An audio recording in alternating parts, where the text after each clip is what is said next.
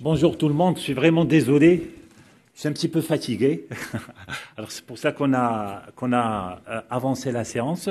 Alors je vais parler d'un sujet, déjà je remercie l'association Amal. Merci de votre invitation, merci pour votre confiance, merci de m'avoir confié aussi ce sujet assez pertinent, très délicat, très difficile. C'est pas facile de gérer une hyperthyroïdie.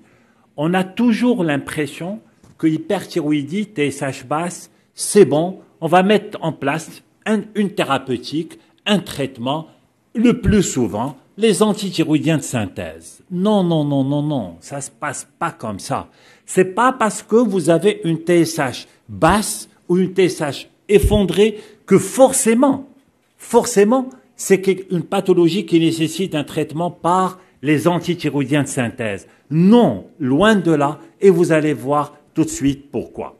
Donc, je n'ai pas bien d'intérêt avec cette présentation, juste un petit rappel. Vous le savez très très bien que l'hypothalamus, grâce à la TRH, va stimuler, bien sûr, l'hypophyse, qui lui va sécréter la TSH.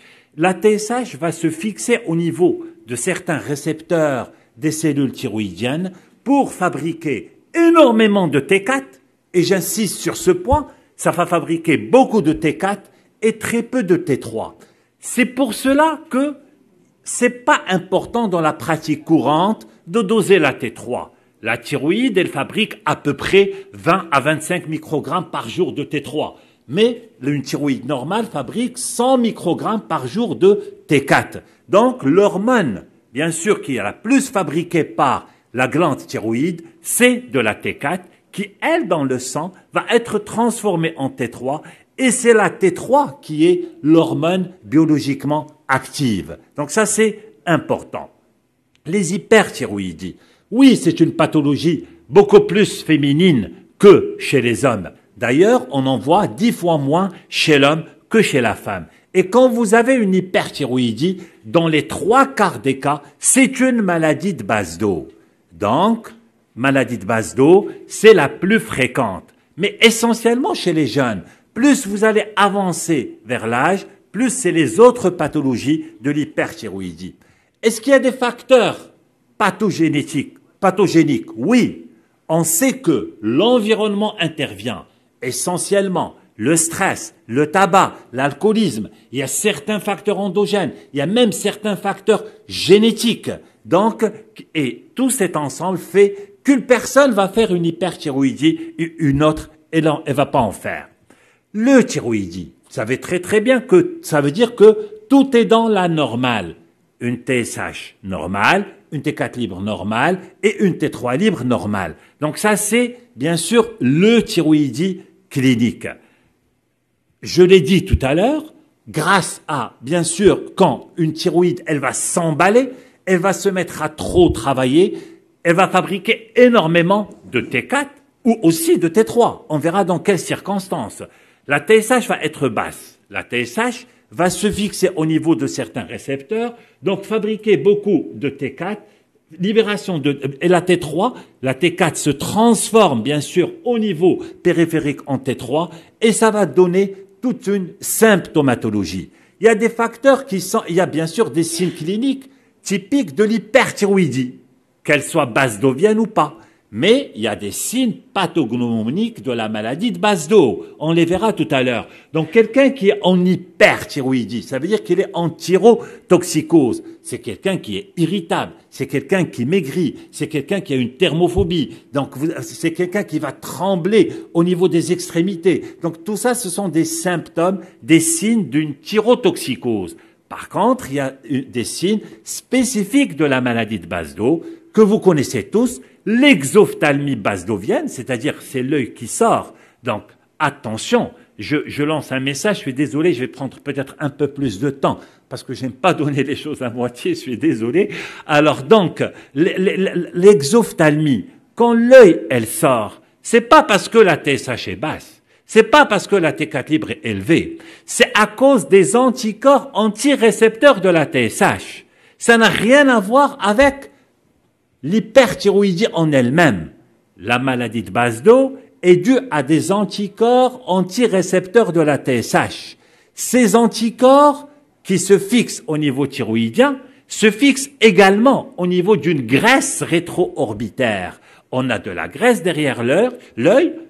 Rabbi subhanahu wa ta'ala, il a fait en sorte que dans cette graisse, il y a aussi des récepteurs à la TSH. Donc, ces anticorps vont se fixer au niveau de ces récepteurs, au niveau de la graisse rétro-orbitaire. Donc, cette graisse, elle va prendre du volume et c'est ce qui va faire que ça va pousser l'œil. C'est ça la cause de l'exophthalmie de la maladie de Basedow. Donc, c'est un signe pathognomonique aussi. On a la rétraction palpébrale. Vous avez bien sûr les paupières qui vont se rétracter. On dit que le patient qui a une maladie de Basedow a un éclat du regard. Dès qu'il s'assoit devant vous, dès que vous l'accueillez en consultation, vous savez qu'il a une maladie de Basedow. Des fois, sans qu'il y ait l'exophthalmie basedowienne, c'est cet éclat de regard. Donc, il a la paupière supérieure qui est élevée. Vous avez le blanc de l'œil supérieur que vous arrivez à voir que normalement, on ne voit pas. Donc ça, c'est des signes pathognomoniques de la maladie de Basedow. Aussi, il y a des signes biologiques de l'hyperthyroïdie. Donc, on est en hypermétabolisme. On est en hypercatabolisme. Donc, vous avez les enzymes musculaires qui vont augmenter, les enzymes hépatiques qui vont augmenter, la glycémie qui va augmenter. Tout ça, ce sont les symptômes biologiques d'une hyperthyroïdie. Et bien sûr, TSH effondré et T4 libre élevé. Maintenant, quand vous avez une TSH qui est basse, il faut poser le diagnostic étiologique. Oui, je l'ai dit tout à l'heure, dans l'immense majorité des cas, surtout chez les sujets jeunes, c'est une maladie de Basedow. D'ailleurs, on sait que, on l'a dit tout à l'heure, la maladie de Basedow, c'est la cause principale. Il y a les adénomes toxiques, c'est-à-dire au sein de la thyroïde, vous avez un nodule, et c'est ce nodule qui va être autonome, qui va par lui-même fabriquer soit beaucoup de T3, ce sont les plus fréquents, soit beaucoup de T4, c'est ce qui va engendrer une hyperthyroïdie, mais qui c'est pas tout le parenchyme thyroïdien qui travaille, c'est juste un nodule au sein de ce parenchyme qui va sécréter beaucoup d'hormones thyroïdiennes. C'est pour ça qu'on parle de nodule autonome. Il ne dépend pas de l'hypophyse, c'est lui-même qui fabrique beaucoup d'hormones, soit de la T4, soit de la T3, c'est ce qu'on appelle les adénomes toxiques, aussi les nodules chauds. Ou bien, au sein d'une thyroïde multinodulaire, vous avez un ou deux ou trois, peu importe, nodules qui fonctionnent trop. C'est ce qu'on appelle le goitre hétéronodulaire toxique. Donc ça, on voit essentiellement chez les personnes âgées. Sinon, il y a ce qu'on appelle les hyperthyroïdies transitoires. Dans les hyperthyroïdies transitoires, il y a les thyroïdites subaiguës, il y a les thyroïdites silencieuses, il y a les thyroïdites du postpartum, il y a les thyroïdites par surcharge iodée, par exemple à l'amiodarone, par exemple. Donc il y a beaucoup de médicaments qui peuvent le faire. Il y a aussi les hyperthyroïdies factices. Moi, je l'ai vu en consultation. Il y a des femmes qui, pour maigrir, vont consommer des hormones thyroïdiennes. Donc, parce que oui, elles vont se mettre en hyperthyroïdie par consommation factice en hormones thyroïdiennes, en L-thyroxine. Et bien sûr, elles vont se mettre en hyperthyroïdie et elles vont maigrir. Donc, ce sont les hyperthyroïdies factices. Donc, ces hyperthyroïdies-là, attention! Leur traitement, ce n'est pas les antithyroïdiens de synthèse. Et on peut en discuter, bien sûr, tout à l'heure. Donc, maintenant, je vais surtout axer la présentation sur la maladie de Basedow, mais je vais parler aussi des autres. Je vais me baser sur deux recommandations récentes. Les recommandations européennes sur la prise en charge de l'hyperthyroïdie et aussi les dernières recommandations françaises concernant la prise en charge de l'hyperthyroïdie. Vous suspectez une maladie thyroïdienne. La première chose à faire, c'est doser la TSH. Il est inutile au début de doser le couple TSH-T4 libre. Si vous avez une TSH qui est anormale, c'est à ce moment-là qu'il faut aller compléter le bilan et demander le reste. Donc, vous suspectez une affection thyroïdienne, vous allez doser une TSH. Si votre TSH est normale, ça veut dire que le patient n'a rien, il est en euthyroïdie, ça veut dire que ce monsieur ou cette femme n'a pas de problème thyroïdien, tout simplement. Donc, vous êtes en euthyroïdie, vous avez tout est dans la normale. Je lance juste un message attention au TSH à 0,5 ou moins de 0,5. Une TSH, vous êtes en hyperthyroïdie. Ça veut dire que vous avez soit une TSH qui est indosable, effondrée, soit vous avez une TSH à 0,1, 0,02. Attention, s'il vous plaît, quand vous avez une TSH qui est inférieure à 0,5, surtout en présence d'un nodule thyroïdien, attention, attention, je le dis et je le répète, pensez aux nodules prétoxiques. C'est des nodules qui vont aller vers la toxicité ou aussi pensez vers l'hyperthyroïdie fruste, qu'on appelle aussi l'hyperthyroïdie infraclinique. C'est comme dans l'hypothyroïdie, il y a l'hypothyroïdie fruste, dans l'hyperthyroïdie, il y a aussi l'hyperthyroïdie fruste. Donc, TSH normal, c'est-à-dire une TSH au moins entre 0,5 à 4. Donc ça, c'est une TSH normale, euthyroïdie, on fait rien, on laisse le patient tranquille.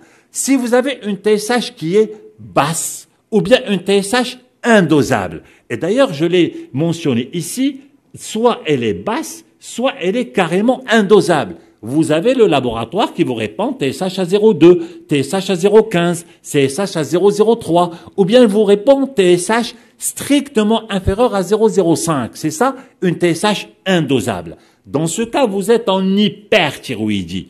Oui, il faut compléter le bilan par un dosage de T4 libre. T4 libre. Vous n'allez penser à doser la T3 libre que si votre T4 libre est normal et vous dites c'est peut-être un nodule toxique à T3.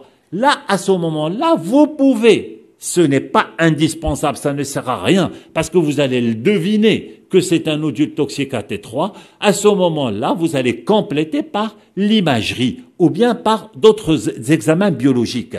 Mais quand vous avez une TSH qui est basse ou indosable, ce qu'il faut compléter, c'est faire une T4 libre. À ce moment-là, vous êtes, si vous avez une T4 libre, vous allez le voir ici, dans la limite supérieure de la normale. Vous avez une TSH qui est basse, avec une T4 libre qui est dans la limite supérieure de la normale, c'est ce qu'on appelle une hyperthyroïdie fruste, ou bien hyperthyroïdie infraclinique.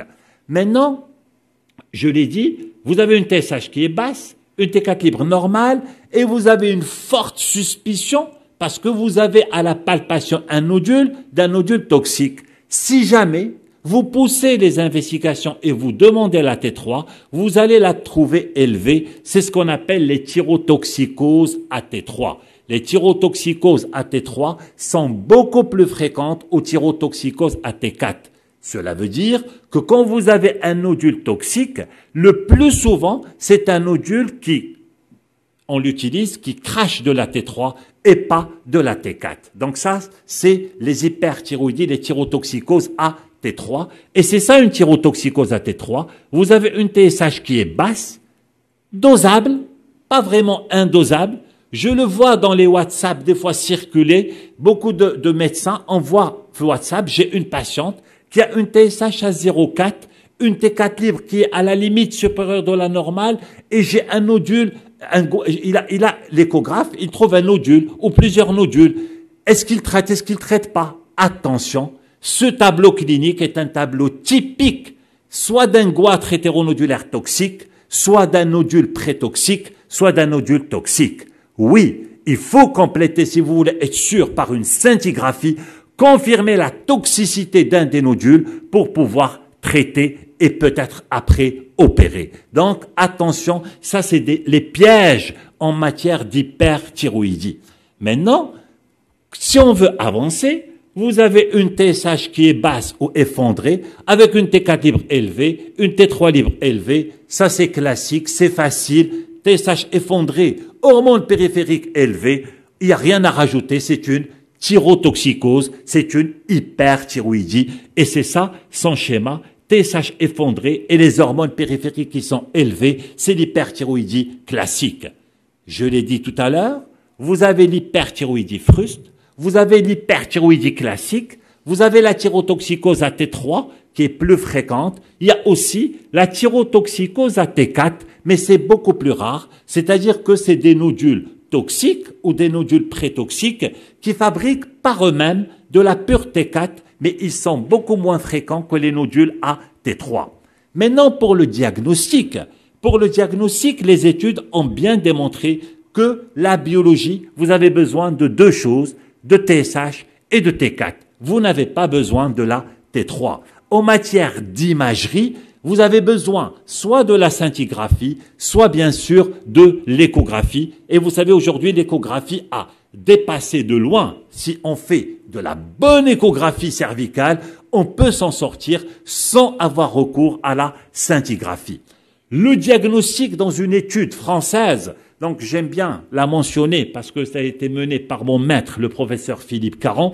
Donc elle dit que le meilleur couple pour poser le diagnostic d'une hyperthyroïdie, quand vous avez une TSH qui est basse ou effondrée, le meilleur couple c'est doser anticorps antirécepteurs à la TSH couplé à l'échographie.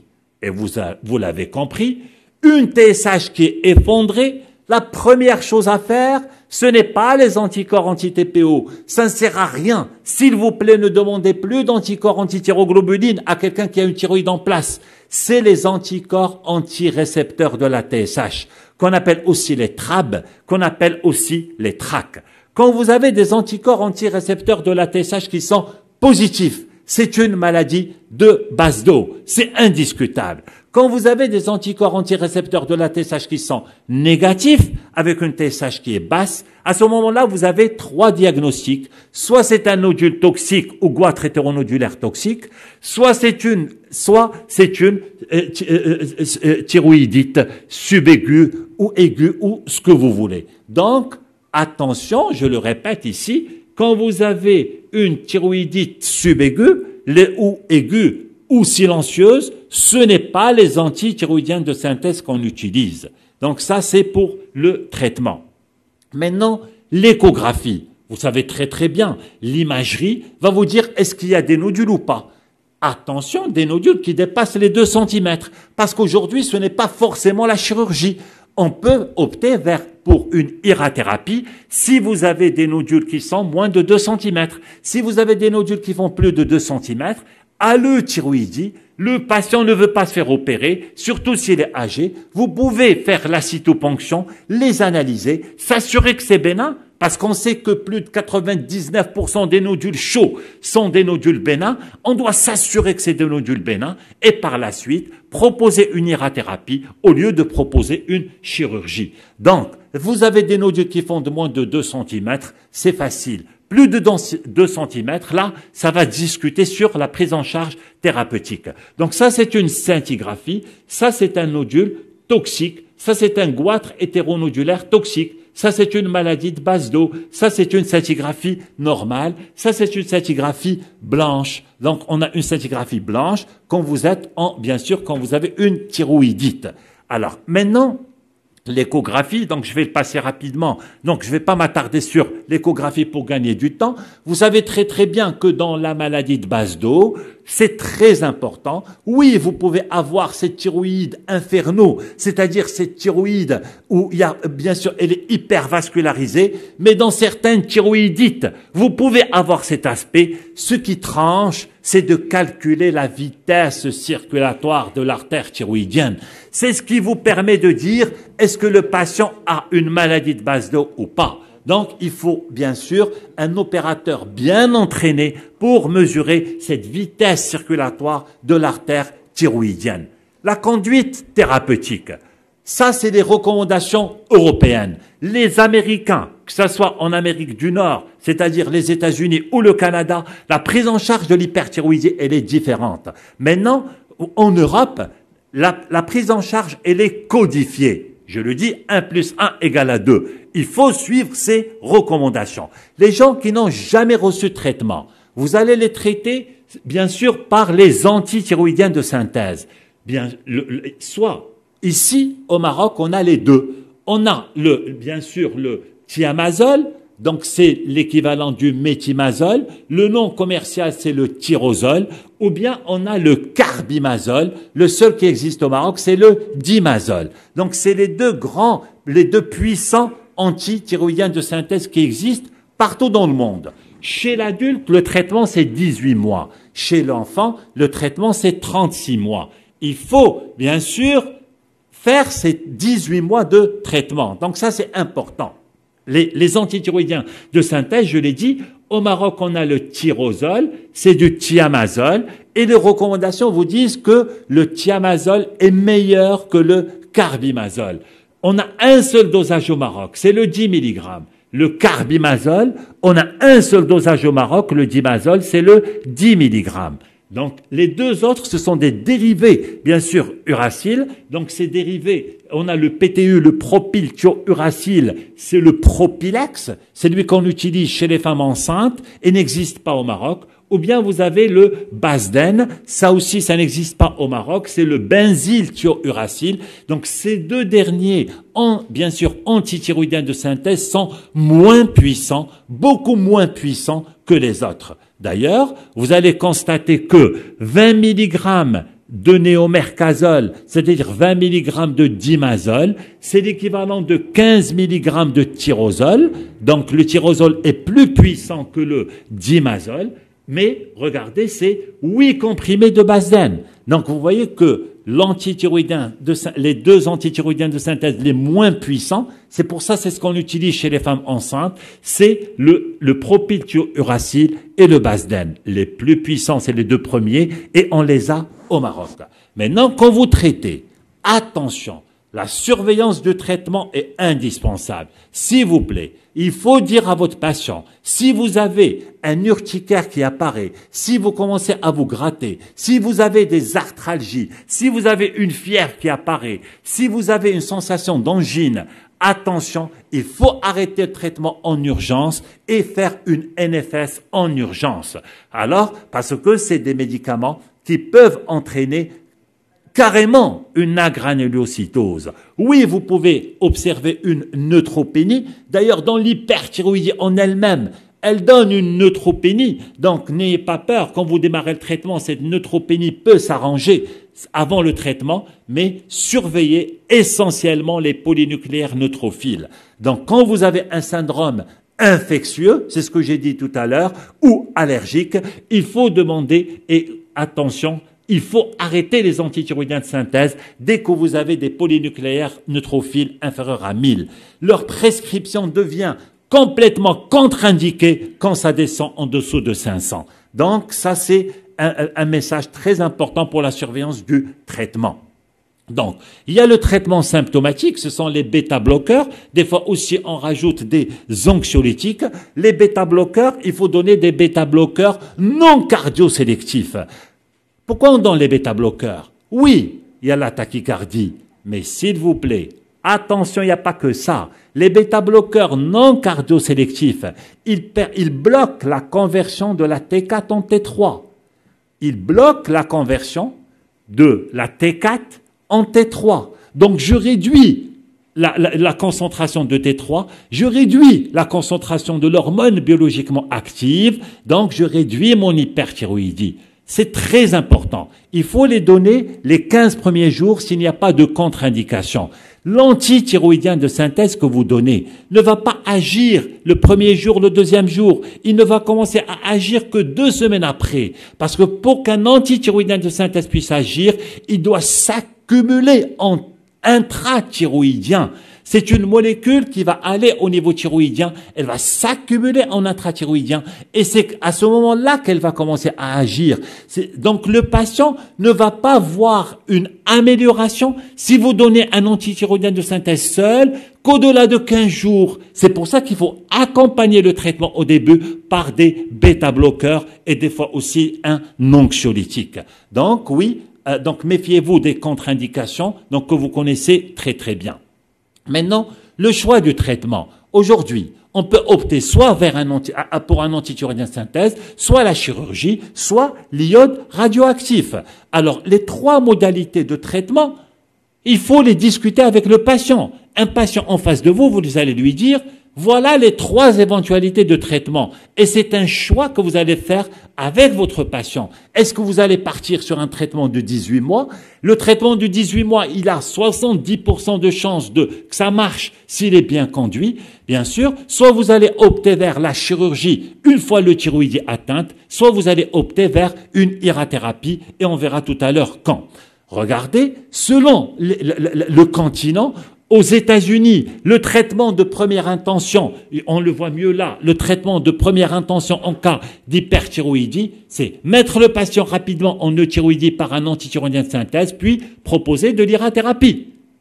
Donc, deuxième, en Europe, non. Les Européens vous disent, non, je tente d'abord un traitement par les antithyroïdiens de synthèse. Si ça marche, tant mieux. Si ça marche pas, à ce moment-là, je vais opter, faire comme les Américains et donner une dose radioactive. La chirurgie, c'est rare, donc qu'on opte pour la chirurgie en cas, bien sûr, de maladie de base d'eau ou d'hyperthyroïdie. Là, c'est une étude française. Regardez, même dans les goitres hétéronodulaires toxiques, vous voyez que l'irathérapie prend de la place de plus en plus grâce au développement de l'échographie, grâce aujourd'hui à cette facilité d'aller faire une cytoponction et confirmer la bénignité des nodules. Si le nodule est bénin, pourquoi aller l'enlever? Pourquoi prendre le risque d'opérer le patient alors qu'il y a un liquide que le patient va boire et il est tranquille vis-à-vis de son hyperthyroïdie? Donc, pour continuer, les patients qui n'ont jamais traité, on a opté vers 18 mois de traitement chez l'adulte. Il y a des adultes qui vous disent « Non, non, non, monsieur, moi je ne veux pas continuer ces 18 mois, je sais que je suis incapable de suivre tout cela. » Ou bien il y a une allergie, ou bien il y a un désir fort de grossesse chez une femme. À ce moment-là, vous allez opter, bien sûr, soit pour une irathérapie, l'irathérapie une fois le thyroïde atteinte, et à condition que la thyroïde ne soit pas grosse, et aussi qu'il n'y ait pas d'exophtalmie active.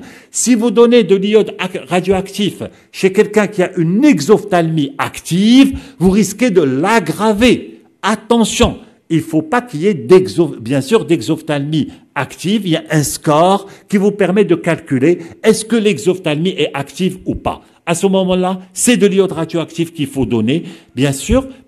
Sinon, c'est de la chirurgie. La chirurgie, si vous avez des gros nodules, si l'irathérapie est contre-indiquée parce qu'il y a une exophtalmie basdovienne active, à ce moment-là, on ne fait pas d'iode radioactif. Maintenant, vous avez traité 18 mois. Le patient ne s'améliore pas. Comment? Il s'est amélioré. Mais vous refaites les anticorps, antirécepteurs de la TSH, vous les trouvez toujours positifs. Normalement, il devrait devenir négatif au bout de 18 mois de traitement. S'il reste toujours positif, les recommandations vous disent, vous pouvez, bien sûr, en concertation avec votre patient, rajouter 12 mois encore de traitement. Si au bout de 12 mois de traitement, il faut refaire les anticorps antirécepteurs de la TSH. S'ils se sont négativés, stop, on arrête le traitement, brutalement, et on dit au patient, on va vous suivre sans traitement. Si, au contraire, les anticorps récepteurs de la TSH restent toujours positifs, le patient ne guérira jamais de son hyperthyroïdie. À ce moment-là, il faut proposer soit une irathérapie, soit de la chirurgie, en fonction des indications qu'on a vues tout à l'heure. Maintenant, le patient vous dit, non, non, monsieur, moi je ne suis pas capable de rajouter 12 mois de traitement. Vous allez opter vers ce qu'on appelle un traitement radical, qui est soit une irathérapie, soit la chirurgie, en fonction des indications que j'ai dit tout à l'heure. Maintenant, vous avez des patients que vous avez traités pour une maladie de base d'eau ou une hyperthyroïdie, 18 mois de traitement, ils sont guéris. Des années après, ils récidivent. 1 an, 2 ans, 3 ans après, ils récidivent. Que disent les recommandations? Les recommandations vous disent, à ce moment-là, ne tentez pas 18 mois de traitement encore, ça ne sert à rien. Ces patients-là, il faut leur proposer soit un traitement radical. Le traitement radical, c'est une irathérapie une fois le thyroïde atteinte, soit la chirurgie. Donc, sinon, chez certaines personnes âgées, parce que vous ne pouvez pas donner l'iode, il y a quelque chose qui l'empêche, ou bien, vous ne pouvez pas les opérer, chez les personnes âgées, et j'insiste sur ce mot-là, chez les personnes âgées, pas chez les jeunes, on peut donner une petite dose d'antithyroïdien de synthèse, bien sûr, pendant longtemps. Donc, c'est ces conditions-là. Attention, parce que je vois des jeunes de 18 ans, 20 ans, 40 ans, 50 ans, qui ont des antithyroïdiens de synthèse depuis 10 ans. Non, s'il vous plaît, c'est un médicament entre guillemets, dangereux. C'est un médicament qui atteint la moelle osseuse. C'est un médicament qui, à long terme, peut donner des effets néfastes, bien sûr, sur la lignée sanguine de vos patients. Donc, les messages qu'il faut retenir, que si vous menez un traitement bien conduit, et croyez-moi, en cas d'une hyperthyroïdie basedovienne par les antithyroïdiennes de synthèse, c'est-à-dire soit le traitement avec antithyroïdienne de synthèse seul, soit le traitement qu'on appelle combiné, c'est-à-dire vous associez l'antithyroïdienne de synthèse avec le lévothyrox, c'est ce qu'on appelle le block and replace. Je peux en dire un mot à la fin. Je vois que j'ai terminé mon temps, mais après je peux détailler ça si vous voulez. Donc, si vous menez bien le traitement, vous pouvez faire guérir votre patient. Votre patient a 70% de chance de guérison. Donc ça, c'est très important. Les antithyroïdiennes de synthèse sont le traitement de première intention partout dans le monde, je l'ai dit, sauf aux États-Unis et au Canada. Donc, est-ce qu'il y a des facteurs qui permettent de dire celui-là va récidiver ou pas? On ne sait pas encore. Quel est le meilleur traitement? Soit antithyroïdienne de synthèse seule ou le block and replace, c'est-à-dire le traitement combiné. On ne sait pas. C'est en fonction du clinicien. Moi, personnellement, ma préférence, c'est associer l'antithyroïdienne de synthèse avec le lévothyrox, c'est-à-dire le traitement combiné, ce qu'on appelle, je l'ai dit, le block and replace.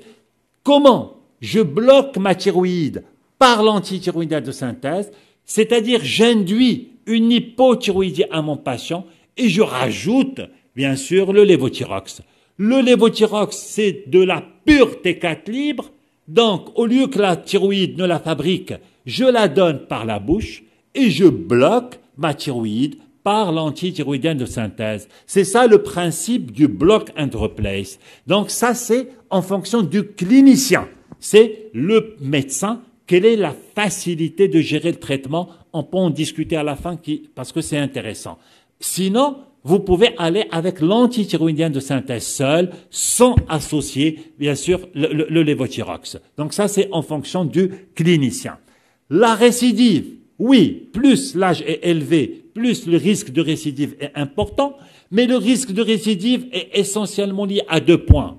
Plus la T4 libre de départ est très élevée, plus le risque de récidive est important. Parce que l'importance de l'hyperthyroïdie, c'est pas la valeur de la TSH, c'est la valeur de la T4 libre de départ. C'est la T4 libre de départ qui vous donne la puissance de l'hyperthyroïdie. Plus vous avez une T4 libre au départ qui est très élevée, plus l'hyperthyroïdie est importante. Donc, c'est pas la valeur de la TSH. Donc, plus vous avez une T4 libre au départ qui est très élevée, plus le risque de récidive est important.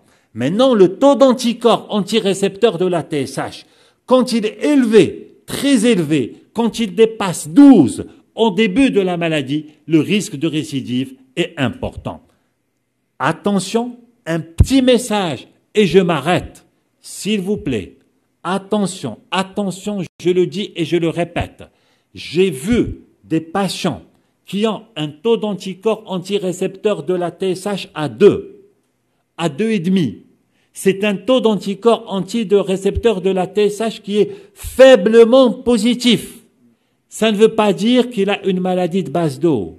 S'il vous plaît, soit faites une scintigraphie et vous allez être surpris. Vous allez trouver une scintigraphie blanche. Soit demandez les anticorps anti-TPO et vous allez trouver des anticorps anti-TPO qui sont franchement positifs. Attention, il y a la maladie d'Hashimoto qui peut donner ce tableau. C'est vous êtes dans la phase d'hyperthyroïdie d'une thyroïdite. Une thyroïdite, elle évolue comment? Vous avez une hyperthyroïdie transitoire, puis un retour à la normale, spontanément, sans médicaments, puis ça va évoluer vers une hypothyroïdie, puis après les choses vont revenir à la normale sans médicaments. C'est ça l'évolution normale d'une thyroïdite. Vous pouvez, chez un patient, tomber sur une TSH basse, une T4 libre élevée, et vous allez doser les anticorps antirécepteurs de la TSH. Si vous le trouvez faiblement élevé, attention, compléter le bilan, demander les anticorps anti-TPO, demander une scintigraphie. Il se peut que ça soit une thyroïdite. Et je vous remercie. Désolé, je suis allé vite. Nous remercions énormément Dr Othman Chazi, qui a toujours déployé de l'énergie forte, malgré les circonstances pas très convenables toujours.